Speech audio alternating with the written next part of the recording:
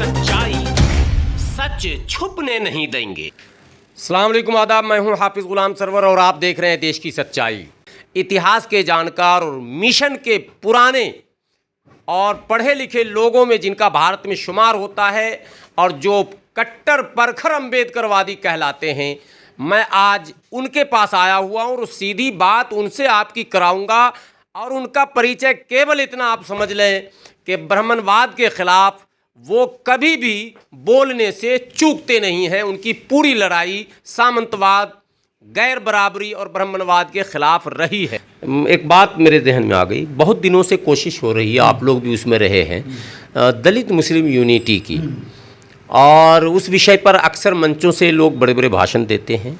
Minority के भी leader आते हैं, कहते हैं कि हम तो हमारे पूर्वज तुम्हारे ही थे, और ये इसमें बहुत हद तक सच्चाई है। कन्वर्जन तो वहीं से हुआ है। लेकिन आखिर वो कौन सा रोड़ा है जो इन दोनों को एक जगह आने से रोक देता है? भाई वो रोड़ा है अहम वहम ईर्ष्या द्वेष, ये शब्द हैं।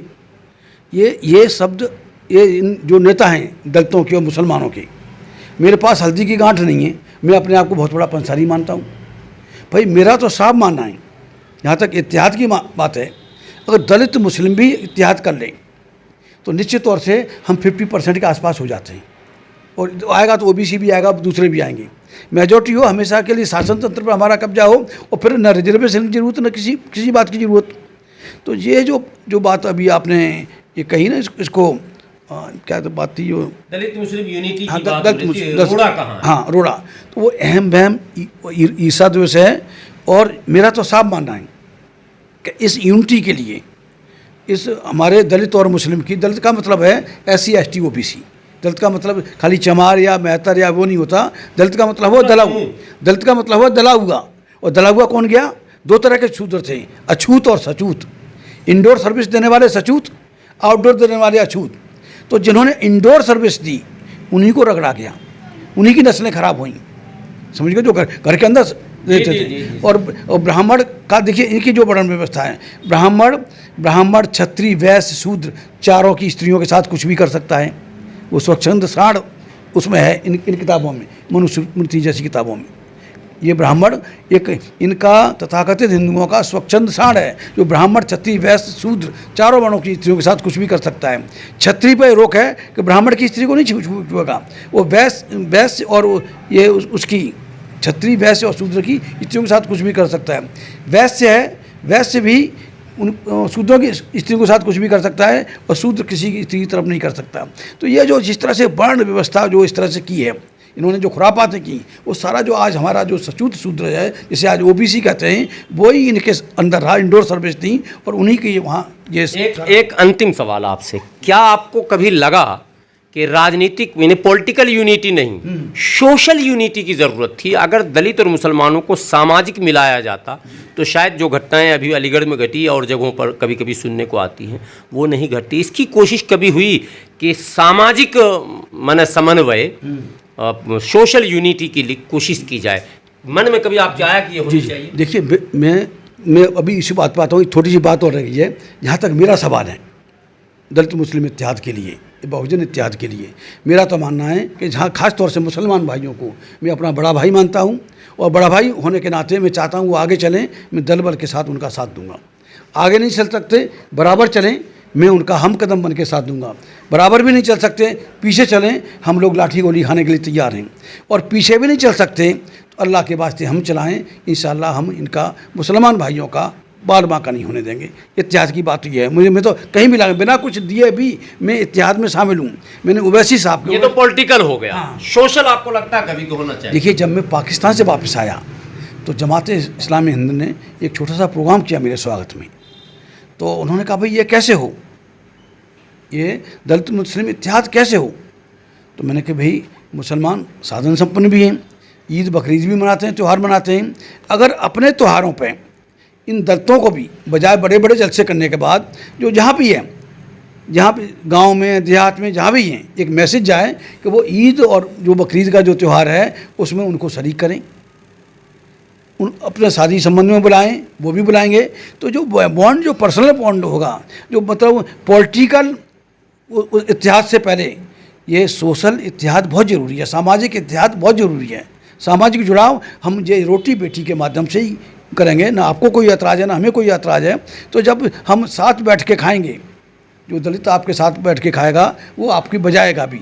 और यही हुआ, अम्बेडकरवाद का ये असर हुआ। जो पहले दंगों में हमारे लोगों को इस्तेमाल करते थे, अछूतों को, दलितों को, इनको इस्तेमाल कर सकते थे, जब हमने इस्तेमाल होना बंद हो गया तो ये दंगे नहीं करवा पा रहे हैं। अभी नूरपुर भी वही कहानी थी, पूरी कोशिश थी इनकी कराने की। और एक और इफेक्ट मैंने नूरपुर में देखा कि इसका, ये किसान आंदोलन बाईयन जाट आंदोलन है। जब वहाँ देखा तो वहाँ सारा इलाका पूरा जाटों का है। अगर किसान आंदोलन में किसानों के साथ ये बदमाशी नहीं करते, उनको मतलब हज़ारों किसान मारे गए, हज़ारों जाट मर गए, 6 महीने से वहाँ बैठे हुए हैं। तो उससे क्या हुआ कि जो जाट समझा, जो इनका पक्का वोटर था, वो इनसे खिसक गया और जाट इस्तेमाल नहीं हो पाया नूरपुर में, साइलेंट रह गया। उसको फ्लेयर अप नहीं कर पाए, उस घटना को जो बड़ा वो नहीं कर पाए। हालांकि उन्होंने कोशिश की, इनके MP मिनिस्टर सभी गए, लेकिन दलितों ने साफ कर दिया कि हमारा तुम्हारे हनुमान मंदिर से कोई लेना देना नहीं है, हम तो अम्बेडकरवादी हैं, अम्बेडकर करके। और मुसलमान भाई हमारे अम्बेडकर जयंती पे हमारा पूरा सहयोग करते हैं। तो ये पूरी कोशिश कर रहे हैं। तो एक वो तबका है जो क्या है, बैकवर्ड में जो फॉरवर्ड हैं, अहीर, जाट, गुजर, कुर्मी हैं, यही इनके वो होते थे। आहिस्ता आहिस्ता इनकी चंगुल से निकल रहे हैं। और दूसरी बात थी सामाजिक, पॉलिटिकल इत्तेहाद से पहले हमें सामाजिक इत्तेहाद ज़रूरी है। हमें अपने तीज त्योहारों पे, जैसे मुझे बड़ी खुशी होती है कि जब 14 अप्रैल आता है या कोई और वाक़या होता है, मुसलमान भाई बढ़ चढ़ के हिस्सा देते हैं। 2 अप्रैल 2018 को एट्रोसिटी एक्ट के खिलाफ जो आंदोलन हुआ, उसमें मुसलमान भाइयों ने बहुत बड़े दबके उस बंद को कामयाब, ऐतिहासिक बंद बनाया। तो अब हम जैसे जैसे करीब आ रहे हैं, जैसे जैसे RSS को बेचैनी हो रही है। तो निश्चित है आज नहीं कल हमें एक होना पड़ेगा, हमें एक होना पड़ेगा। इस्लाम इज़ द ओनली रेमेडी, इस्लाम ही हमें बचा सकता है हम दलितों को, और कोई रास्ता नहीं है। कुल मिलाकर मुसलमानों में भी बहुत सारी जो सामाजिक कमियां दिख रही हैं। जब आपने, हाँ, ये इस किताब को आपने बताया ज़रा सा, ये कौन सी किताब है, ज़रा इधर आप। ये डॉक्टर बाबा Saheb Ambedkar writing speeches volume number 4 है। ये क्या है, ये रिडल्स इन हिंदुज़म।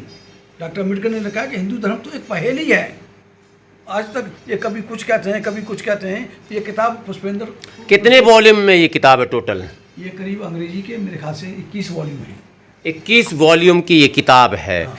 असल में मामला यहाँ आकर फंसता है कि जो इंटेलेक्चुअल्स हैं, हाँ, ये एक और किताब है इंतजार नईम साहब की। अच्छा। कहाँ किस दलित को इन सवर्ण हिंदुओं ने जूते में पेशाब पिलाई है, कहाँ टट्टी खिलाई है, सारी ये कहानी इसमें लिखी हुई है, सारी घटनाक्रम लिखा। मैंने तमाम सामाजिक उत्पीड़नों को ये किया गया, तमाम ये सबूत है। ये सबूत है कि कितना कितना जुल्म हुआ है। मैं दरअसल ये कहना चाहता हूँ कि मामला जो पढ़े लिखे लोग हैं, जो इंटेलेक्चुअल्स हैं, अंग्रेज़ी में बहुत सारी किताबें बाबा साहब की हैं, और भी हमारे जो बड़े बड़े लेखक हैं उनकी किताबें, लेकिन ये जो सोशल अलायंस की बात हम लोग बार बार कर रहे हैं वो फेल हो रहा है। इसमें स्थानीय स्तर पर मध्यम वर्गीय मुसलमानों को आगे आना होगा। ईद बकरीद के मौके पर जो विकसित हैं इस वर्ग के लोग, पढ़े लिखे हैं, नौकरियों में हैं, उनका तो मिलना जुलना हो रहा है, उनका खाना पीना भी हो रहा, लेकिन सामान्य तौर पर यदि देखा जाए तो दलित और मुसलमान में उतनी ही दूरी है सामाजिक, जितनी सवर्णों और दलितों में सामाजिक दूरी है।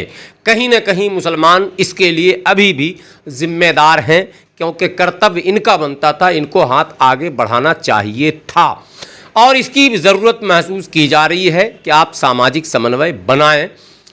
तेज सिंह जी ने अपनी सारी बातें रखी और पुष्पेंद्र कुलश्रेष्ठ के एक एक सवाल का बिंदुवार जवाब दिया, चंद ऐतिहासिक साक्ष्यों को भी आपके सामने रखा। आपसे केवल एक विनती है कि आप इस वीडियो को ज़्यादा से ज़्यादा शेयर करेंगे और अपनी राय कमेंट बॉक्स में ज़रूर देंगे, ताकि हमें भी ये लगे कि आपके जहन में कौन कौन सी बातें आ रही हैं। शुक्रिया, खुदा हाफ़िज़।